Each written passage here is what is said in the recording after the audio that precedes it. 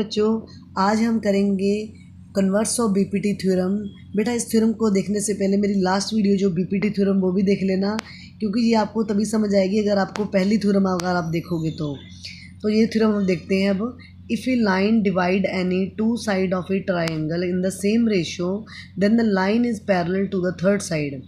बेटा अगर किसी ट्राइंगल में एक जो लाइन है अगर वो डिवाइड कर रही है टू साइड्स को, और वही जो लाइन होगी ना वो थर्ड साइड के भी पैरेलल होगी। जैसे कि इस ट्राइंगल एबीसी में जो डीई लाइन है वो एबी और एसी को दो बराबर हिस्सों में बांट रही है, और यही जो लाइन है ना वो बीसी की भी पैरेलल होगी। यही हमने प्रूव करना है। तो अब हम करते हैं। जैसे गिवन में मैं क्या लिखूँगी, हमें क्या दिया है, तो AD अपॉन DB दे दिया है हमें उसने, और AE अपॉन EC दे दिया है हमें प्रूव क्या करना है, हमें प्रूव ये करना है कि जो DE है वो किसके पैरेलल है, वो BC के पैरेलल है। एक हमें कंस्ट्रक्शन करने पड़ेगी। मैं DC के से सीधे एक ऐसे लाइन खींचूँगी, इसको F मान लेते हैं, ठीक है। तो कंस्ट्रक्शन में मैं क्या लिखूँगी कि जो DF है वो पैरेलल है, किसके है, BC के पैरेलल है। यानी मैंने इसकी लाइनें खींच दी, इसका मतलब जो DF है ये BC के पैरेलल हुआ। प्रूफ में हम ये लिख देते हैं जो ही हमने किया है कि लेट्स अज्यूम दैट जो DF है वो किसके पैरेलल है, वो BC के पैरेलल है। बेटा जैसे ही ये पैरेलल हुआ तो फिर रेशो हमारी क्या बनेगी, ये बनेगी AD अपॉन DB के इज़ इक्वल टू, अब क्या बनेगी, AF अपॉन FC के। अब ये क्यों बनेगी, क्योंकि मैंने AF बनेगी क्योंकि अब मैंने AF अपॉन FC कर दिया है ना, मैंने मतलब कि ये लाइन खींच के इसको इसके पैरेलल कर दिया था, तो AF अपॉन FC बन जाएगा। इसको मान लेते हैं वन इक्वेशंस। बट हमें क्या दिया हुआ है, यानी हमें कौन सी रेशो दे दी है उसने, हमें दी थी AD अपॉन DB दी थी is equal to AE upon EC दी थी। इसको हम मान लेते हैं सेकंड क्वेश्चन। अब देखो बेटा फर्स्ट क्वेश्चन और सेकंड तरफ की क्वेश्चन की तरफ देखो आप, इधर भी AD अपॉन DB है और इधर भी AD अपॉन DB है। तो मैं लिख देती हूँ by equation first and second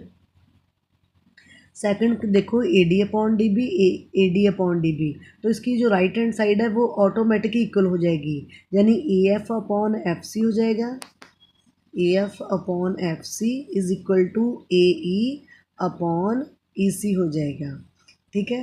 अब देखो अब क्या करेंगे, मैं ऐड कर दूंगी ऐड वन बोथ साइड, दोनों की साइड ऐड करते हैं। इसमें भी एक प्लस क्या है, AF upon FC plus one is equal to AE upon EC plus one, ठीक है। अब देखो इधर क्या है, इधर कुछ नहीं, इसके नीचे वन लगा देते हैं, तो इसका एलसीएम निकलेगा। FC को वन से मल्टीप्लाई किया कितना आया है, FC आ गया। अगर हम क्रॉस मल्टीप्लाई कर दें तो कितना आता है, AF को वन से मल्टीप्लाई किया कितना आ गया, AF प्लस FC को वन से मल्टीप्लाई किया कितना आ गया, FC आ गया। इधर भी देखो इसके नीचे कुछ नहीं, इसके नीचे मैं वन लगा देती हूँ, EC आ गया।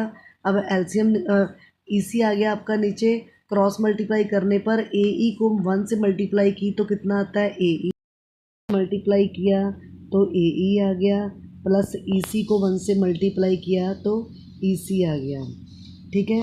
अब देखो आप इधर AF प्लस FC, इधर देखो डायग्राम में AF ये वाला प्लस FC, अगर इन दोनों को और इन दोनों को यानी AF प्लस FC को हम प्लस करेंगे तो कितना बनता है, AC बनता है।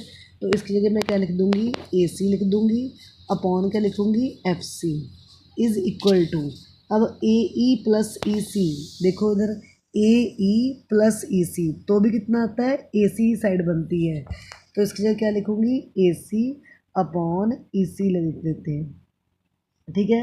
अब इधर देखो इधर भी AC है और इधर भी AC है, AC से AC कट गई यानी वन और वन कट गई, इधर कितना आ गया, वन अपॉन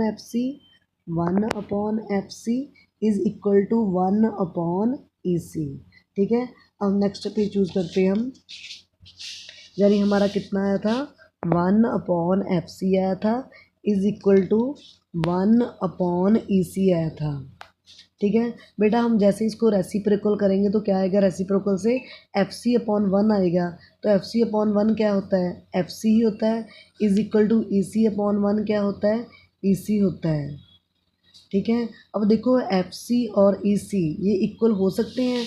अब इस डायग्राम में देखो आप, FC ये वाला FC इतना बड़ा और ये वाला EC ये इक्वल हो सकते हैं, तो ये हो ही नहीं सकते। देखो ये FC कितना है, इतना बड़ा है ना, जो EC कितना है, ये वाला है, तो ये इक्वल नहीं हो सकते। इसका मतलब ये है कि ये दोनों अलग अलग पॉइंट नहीं है, ये हमें सिर्फ हमें दिखाने के लिए दिखाए हैं, हमने अज्यूम ही किया था।